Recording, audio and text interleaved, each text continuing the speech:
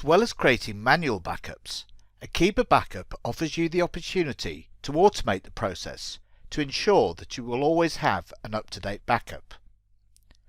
Here on the control panel, we can see an option called Schedule Automatic Backups. If we scroll down, we can see there is a front-end backup feature that is currently not enabled, so we need to go back to the control panel to enable it.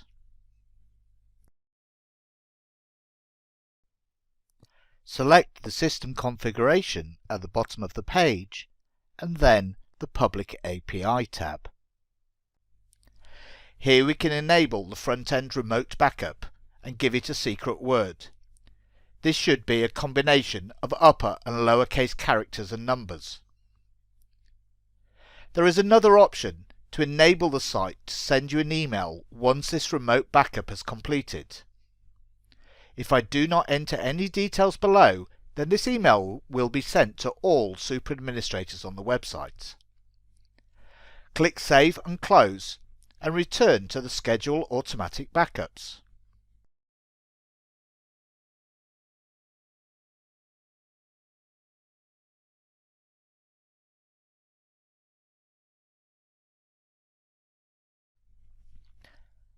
I can see that the front-end backup feature is now enabled, and there are 5 different methods available to me to perform this front-end backup.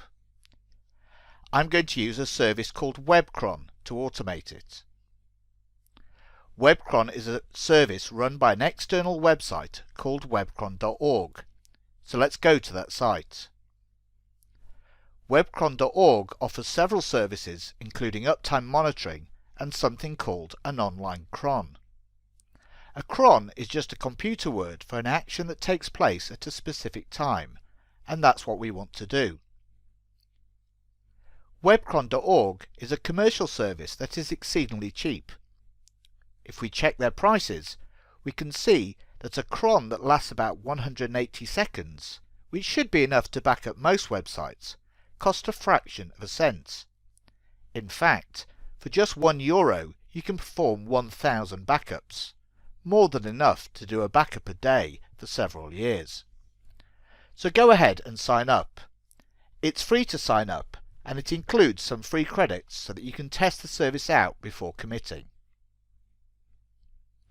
Once you have signed up and created your account, go ahead and log in. We are now at the dashboard where we can create our cron. Select the new cron and give this cron a title.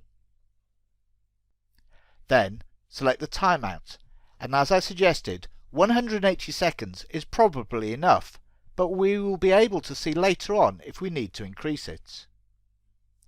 We now need the specific URL that you want to execute.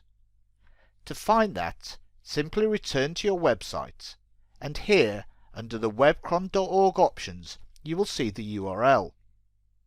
Simply select it and copy. Return to webcron.org and paste. You do not need to enter the login or password. You now need to set the times and dates that this backup, will take place.